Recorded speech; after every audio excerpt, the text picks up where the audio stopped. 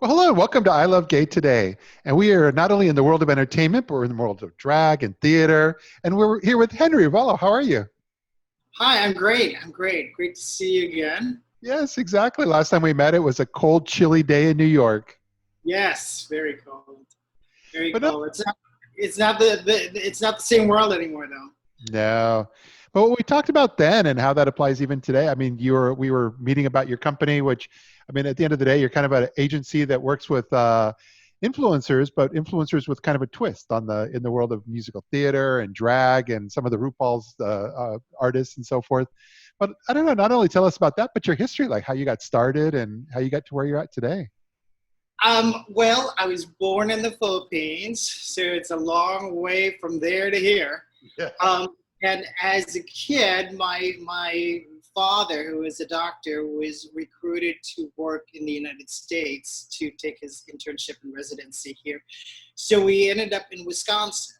God bless Wisconsin, but my biggest goal was to get out of Wisconsin.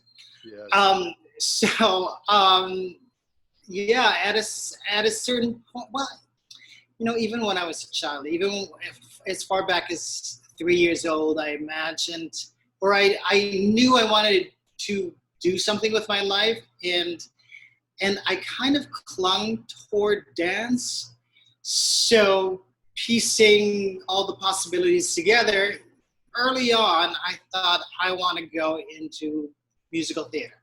Yeah. Yeah. So when the time was right, I came to New York to pursue that, and I was very lucky. I worked a lot. I worked in television and Broadway and national tours and movies and all kinds of stuff. And at a certain point, anyway, so from there I started talent management and coaching and all that stuff. I got to coach for Miss Universe, for ABC, for all kinds of stuff, and a lot of people went to great success.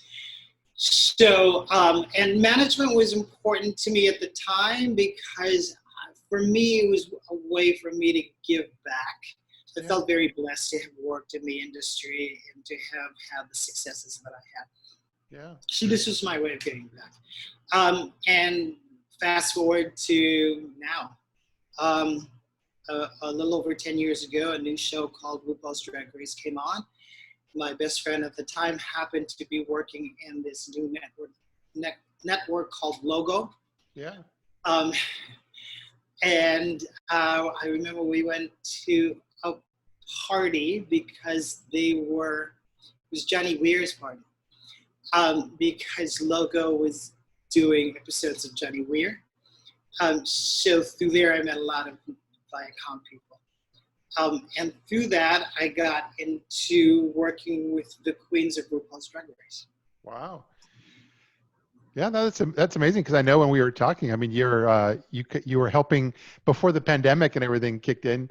You were helping them find work through different opportunities, whether it was fashion and entertainment, just where you would kind of help represent them as an agent. Well, the way it really happened was I met somebody who was from Wisconsin, actually. Wow. And it was his first year here, and he met a queen who was in Drag Race season 1 and wanted to have representation. So he moved here initially he moved here to work with them. But he was very limited in the sense that he was only booking like the clubs. Yeah. At the time, opportunity was just clubs. You're a drag queen, you work at a gay bar. That's it.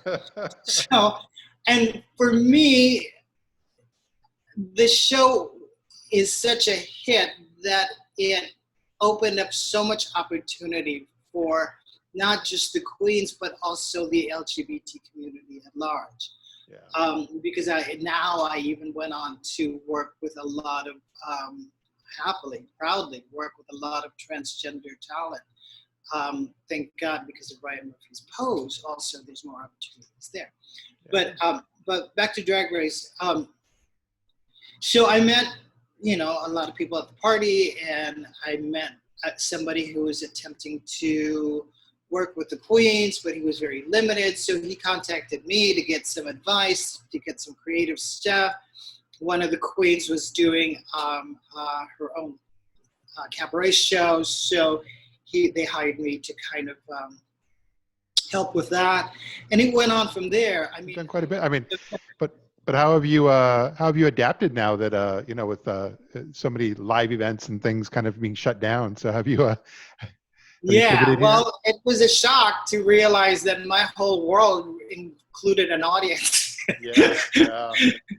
so, so I thought, okay, but I want to start up an organization that will promote, take steps to secure inclusion in the media.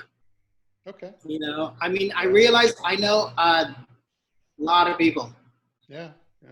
you know, through the opportunities that became available to me by working on Drag Race. I know a lot of people. I know a lot of people. The other day, Cyndi Lauper's booker called me, and I thought, I know a lot of people. So I thought, what do we do with all these people? Yeah. Why don't we do this organization? You know, and I want to police it. I want to celebrate and applaud the people who make changes, and I want to create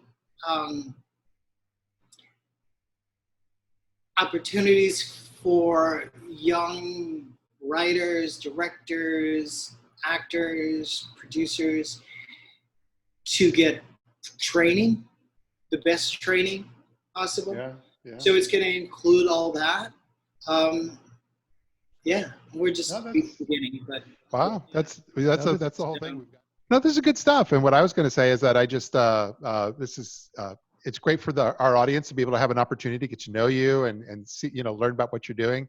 And when we're able to reconnect in the real world in New York again, it's going to be great to be able to sit down and see where all this has gone oh to. yes, And, it's very exciting. we'll compare notes compared to what some of the stuff we're doing, and it'll be great to kind of get that synergy going again.